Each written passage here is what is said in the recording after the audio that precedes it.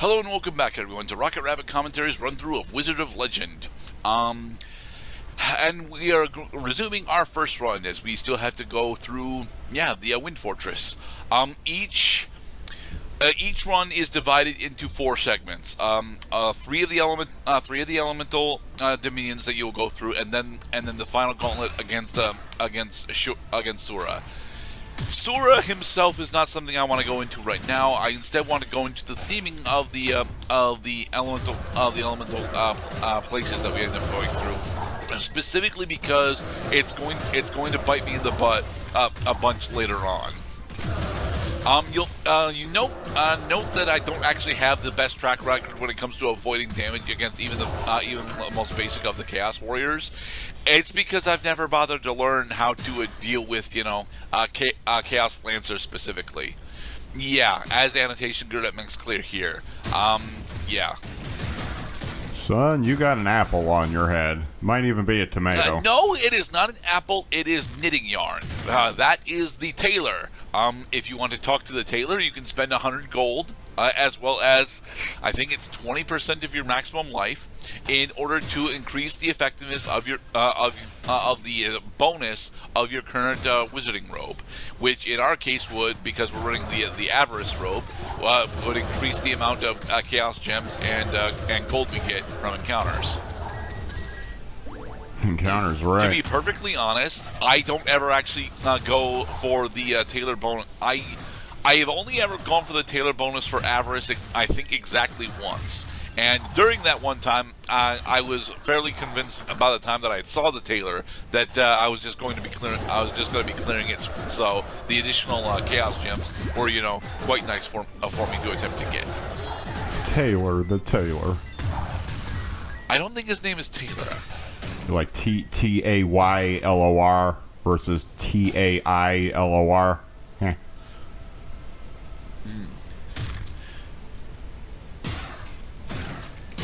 But yes, there are a bunch of different NPCs that'll be found during the Chaos Trials that can give you some pretty awesome buffs. We've gone through Taylor, but one of the more important ones that I want to talk about eventually is Nox. Unfortunately, Nox isn't here yet, so we shouldn't actually talk to him. This is the Painter Virtuoso. The Painter Virtuoso actually is the one who sells these different arcanas during your run, and usually his shop contains specifically advanced versions of arcana that you already have.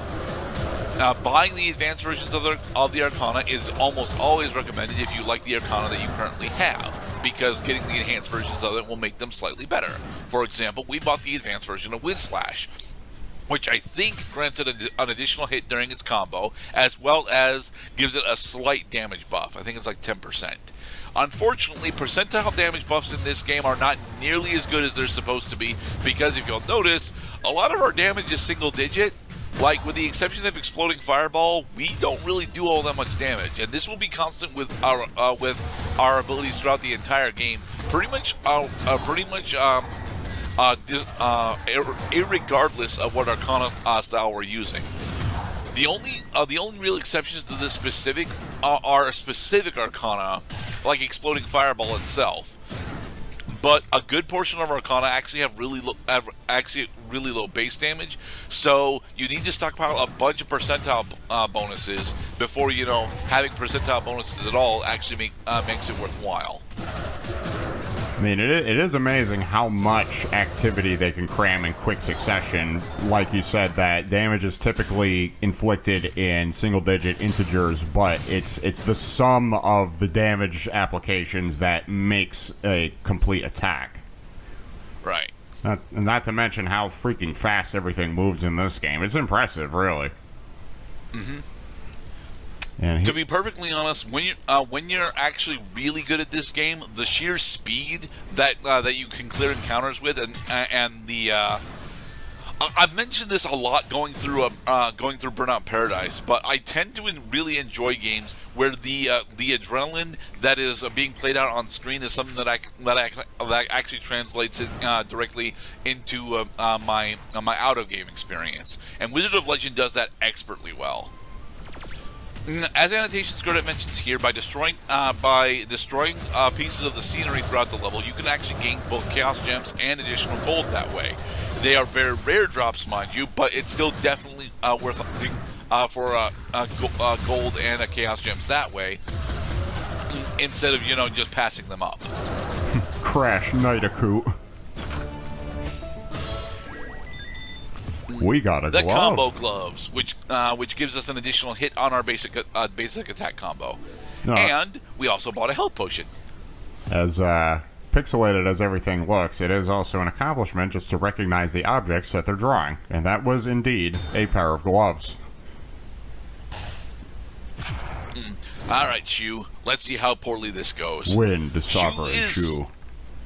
Wind Sovereign Shuu is honestly one of the guys that I don't have that big a problem with for most of his attacks, but he has several attacks that I have huge issues trying to dodge from. Jesus, and it's not actually been shown off quite yet, but yes, when you are capable in this game and just ready to go all out on someone, you can blitz down boss health bars really fucking quickly. Like, bro, you only got 39 hits on that combo. This you doing okay? Is the attack that I have no idea how the hell I'm actually supposed to dodge. And unfortunately, after it's done, you're inflicted with slow usually. So, yeah. Bye. All right. Another thing. Each time that we defeat one of the elemental leaders for the first several runs, we will actually be unlocking signature arcana for free for doing so. This is extremely beneficial depending on which arcana you manage to get, as it will set up future runs significantly better. Now we're entering into my least favorite of the elemental domain.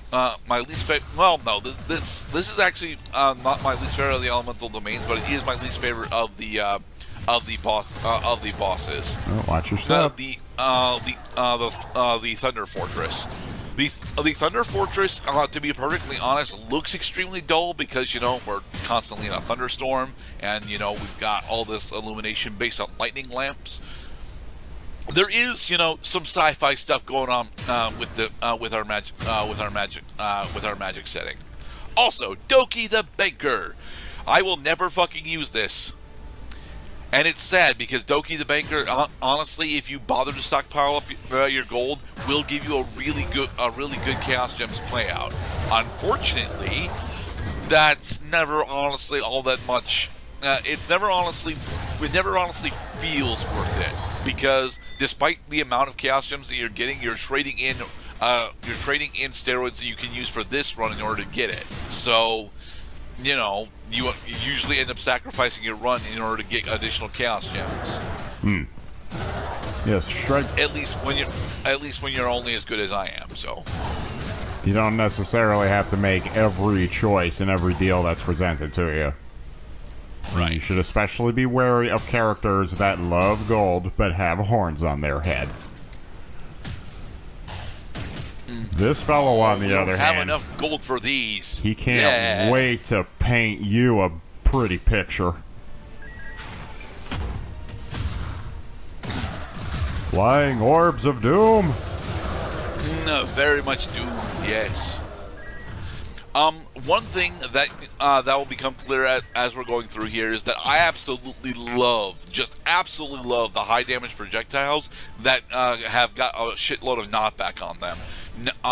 Very specifically, knockback becomes one of the traits about Arcana that I use the most. Not necessarily due to the effect of actually knocking enemies into pits, which you can do very easily with specific Arcana, but keeping enemies off of me so that I can have a moment to breathe in between my combos.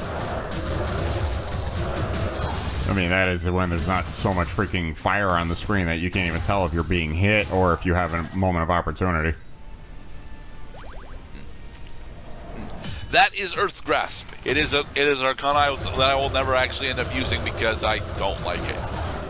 To be perfectly honest, as much as I'm saying that, and I really should find another transitional phrase, but I dislike about 2/3 of the available Arcana in the game, and it's not because they're bad; it's because I'm bad at. Ouch! Oh, okay. Don't really know how to how to successfully use them for the purposes that I want. The raspberry cookie box will increase the potency of our healing items, or does this one increase the appearance of health orbs? I think this one increases the appearance of health orbs. Best paired with coffee. I don't know, man. I don't think that I would actually enjoy coffee with a raspberry cookie. Mostly because I think that raspberry isn't actually the best flavor when it comes to pastries. Like, raspberry jam gets all over the place whenever you put it into a pastry, you know? There's a slight bitterness to it. Very slight. The bitterness I'm not actually all that opposed to. It's the fact that it's messy. I don't like messy foods. Breaking barrels. You have the ability to actually look at a slightly better and more and not necessarily detailed map, but a map that will allow you to figure out where you want to go. Do we want the Claws of Tomo? Do we want Plastic Spark Aria? I mean, slowing enemies is pretty tempting. The Grand Summoner. This is actually one of the mini bosses that I'm exceptionally bad at, because I never know when it is actually safe to actually try and dodge from the flurry of minions that he brings out. Stage clear. So usually I just try and rush him down. It works out okay usually. Whittle down the health bar. Freezes enemies. Yeah, we brought the freezing sprite Naya. The sprites are honestly really interesting steroids that I'll go over in the next part. Be safe, everybody.